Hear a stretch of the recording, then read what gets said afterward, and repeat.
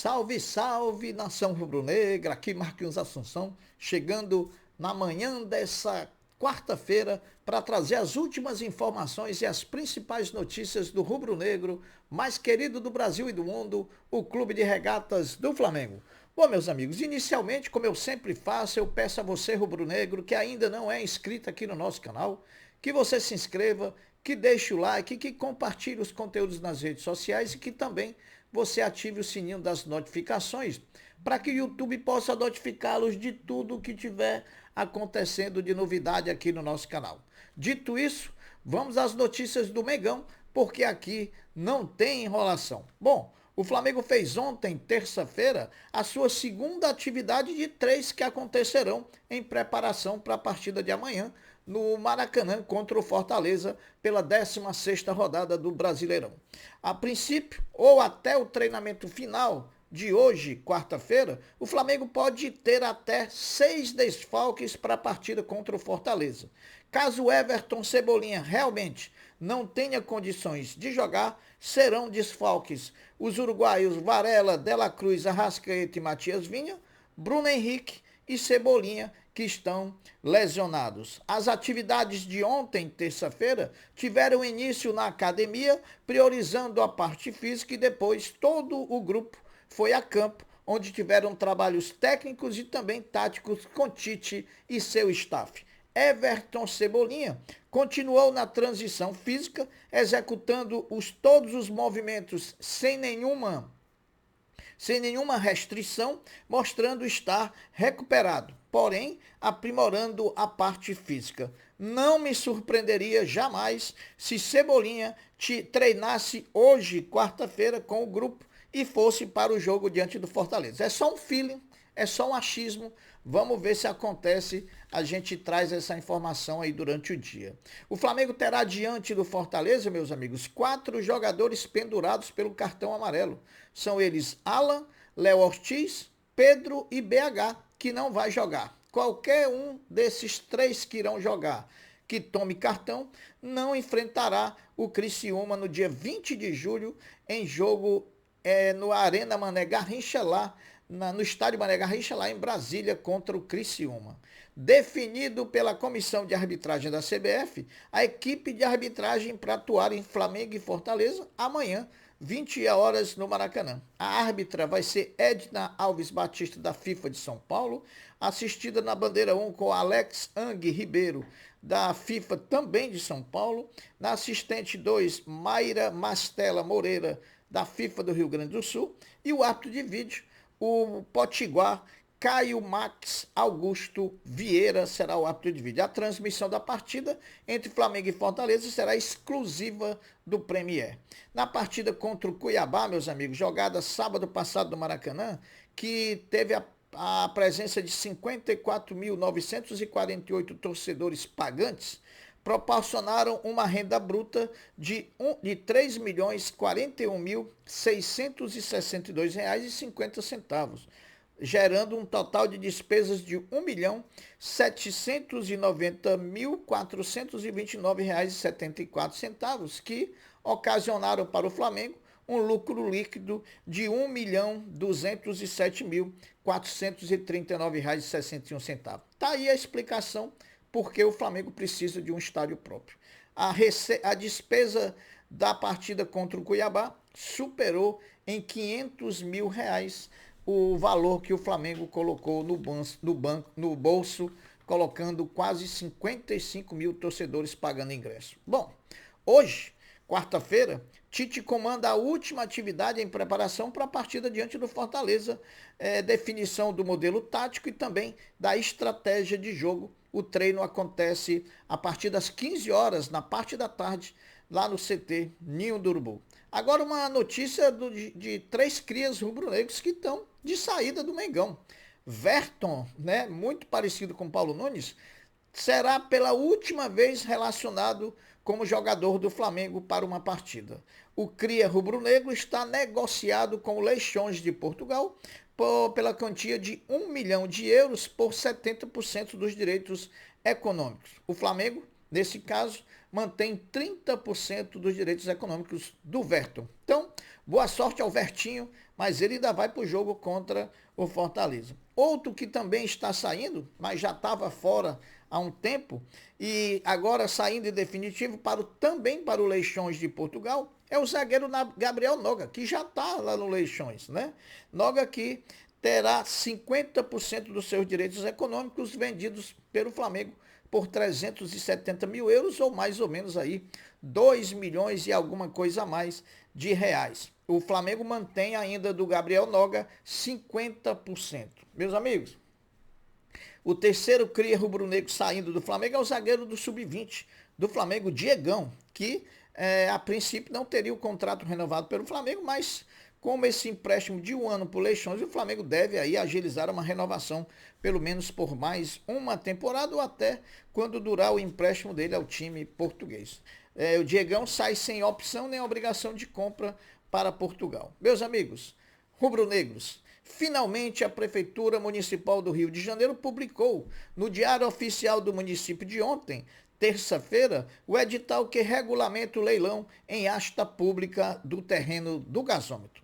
O edital é detentor de todas as informações pertinentes ao leilão, como valor mínimo, data da realização do leilão, obrigações do arrematante. O leilão acontecerá na data de 31 de julho de 2024, portanto, o último dia do mês de julho, às 14h30 no auditório do CAS. O que é o CAS, Marquinhos? O CAS é o Centro Administrativo São Sebastião, na cidade do Rio de Janeiro. E agora uma novidade, hein? E poderá ser acompanhado de forma virtual e em tempo real por meio do link www.prefeitura.rio/licitação. Então, vamos todos assistir aí o Flamengo arrematar esse terreno. O terreno do gasômetro, que vai abrigar o futuro estádio do Flamengo, vai a leilão pelo lance mínimo de 138 milhões de reais para uma área de 86,5 mil metros quadrados. Meus amigos, o edital publicado pela Prefeitura do Rio de Janeiro ontem estabelece também uma série de diretrizes a serem cumpridas pelos interessados. Vejamos algumas delas.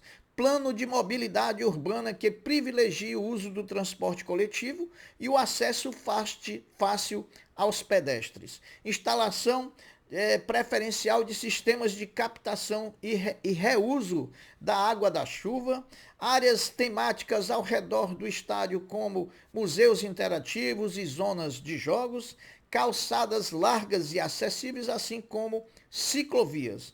Projeto de estacionamento preferencialmente subterrâneo ou através de um edifício garagem, implantação da coleta seletiva e reciclagem de resíduos sólidos, utilização de painéis solares e outras fontes de energias de forma renovável, uso de iluminação de LED de alta eficiência e, por fim, um plano de alcance social que abrange impactos para as populações e comunidades no entorno de onde se localizará o Estádio Novo do Mengão. Bom, martelo batido. O Flamengo pode sim usar o potencial construtivo da Gávea para ser usado em eventual uso do recurso na construção do estádio, caso o Flamengo precise usar. Por que isso? Porque muita gente entendeu que pelo Flamengo ter a concessão da Gávea, uma concessão toda feita de forma especial, né, regido por outras normas, de que o Flamengo não teria esse direito de dispor do potencial construtivo da Gávea. Os especialistas definiram e o Flamengo tem sim a possibilidade de usar o potencial construtivo como forma de diminuir os custos na construção do estádio próprio. O edital publicado ontem pela Prefeitura Municipal do Estado do Rio de Janeiro dá um prazo de 1 ano e meio, ou seja, 18 meses, para o arrematador, que espera-se seja o Flamengo, de concluir o projeto final de construção do estádio. Após a concessão das licenças necessárias para a conclusão da construção, o prazo é de 3 anos. Então, 3 anos com 1 ano e meio, 4 anos e meio, isso se gastar todos o tempo que está previsto, o que pode ser improvável. Meus amigos, o Flamengo categoria Sub-20, comandado por Felipe Luiz, volta a campo hoje, quarta-feira, às 15 horas na Gávea, contra o Atlético Paranaense. O Flamengo ocupa a 7ª posição na tabela de classificação do Campeonato Brasileiro com um jogo a menos. A Flá TV transmite a partir das 15 horas. Bom, falando um pouco de eleição, hein? A rede de apoio à candidatura de Luiz Eduardo Batista BAP só cresce. Dessa vez foi Guilherme Crow, ex-vice-presidente de Esportes Olímpicos do Flamengo, que declarou apoio ao atual presidente do Conselho de Administração. Daqui a pouco, lá no final do nosso giro de notícias, a gente vai trazer uma pesquisa referente à eleição do Flamengo. Meus amigos, hoje, quarta-feira, às 21 horas, acontece a segunda semifinal da Copa América entre Uruguai e Colômbia, onde vamos ter a oportunidade de ver os rubro-negros uruguaios da Celeste Olímpica na disputa por uma vaga na final da Copa América, e já tem a Argentina, que ganhou ontem do Canadá. A TV Globo transmite a partida a partir das 21 horas. Estamos na torcida pelos nossos uruguaios rubro-negros, sim, somos uruguaio até prova o contrário. Bom, o Flamengo está entre os 3 clubes da Série A do Campeonato Brasileiro com menor média de minutos entre os jogos desde o início do Campeonato Brasileiro. Ao contrário, o Vasco da Gama é o clube com maior tempo médio na temporada. O primeiro é o Fortaleza, com 5.309 minutos. O segundo é o Cuiabá e o terceiro é o Flamengo, com menor média de minutos entre as partidas. Meus amigos, eleições no Flamengo ganham corpo, né? Uma pesquisa do Instituto Mapear, publicada pelo portal Mundo Rubro-Negro, ouviu 400 sócios do Flamengo entre junho e julho sobre a intenção de votos para as eleições do clube no final dessa temporada. Rodrigo Duche lidera a pesquisa. Em primeiro lugar, Rodrigo Duche tem 25% das opiniões. Em segundo, BAP coladinho ali com 22%. Em terceiro, Maurício Gomes de Mato com 18%. A gente vê que a eleição está muito parelha, né, pessoal? 31% desses eleitores pesquisados estão indecisos e 5% ou votariam branco ou votariam nulo. Então tem muita margem de crescimento para ambos os candidatos, né? Eu diria os 3. Meus amigos, Pedro, centroavante do Flamengo, e Juan Martín Lucero, centroavante do Fortaleza, disputam na quinta-feira no Maracanã um campeonato à parte, o de artilheiro do Brasil na temporada 24, além de também o artilheiro do Campeonato Brasileiro edição 2024. Na temporada total, Pedro tem 25 contra 20 gols de Lucero, e no Campeonato Brasileiro Pedro tem 7 e Lucero tem 6. Então, quinta-feira, vamos ver esse duelo aí dos 2 centroavantes, tanto de Flamengo como de Fortaleza. O Flamengo tem novo gerente de dados. Trata-se de Theo Benjamin, que defendia o Bragantino e assume a pasta e o grande desafio de trabalhar no Flamengo. Então, boa sorte aí para o Theo Benjamin, que chega para trabalhar no maior do mundo. Meus amigos, quem está recuperado e de volta é o lateral rubro-negro da base, do Sub-20, José Wellington, que tinha diagnóstico de uma doença inflamatória intestinal. O lateral que não atua desde o jogo contra o Goiás no dia 3 de abril. Apesar do retorno, o garoto ainda não será relacionado contra o Atlético Paranaense hoje, comandado por Felipe Luiz, pelo Campeonato Brasileiro na Gávea às 15 horas. A tendência é que Zé Wellington ganhe minutagem na equipe B, no duelo do final de semana pelo Campeonato Carioca contra o Botafogo. Meus amigos, as notícias são essas. Eu vou ficando por aqui, deixando uma até breve, uma até logo, dizendo fiquem todos com Deus, porque eu sempre estou com ele. Saudações rubro-negras. Fui!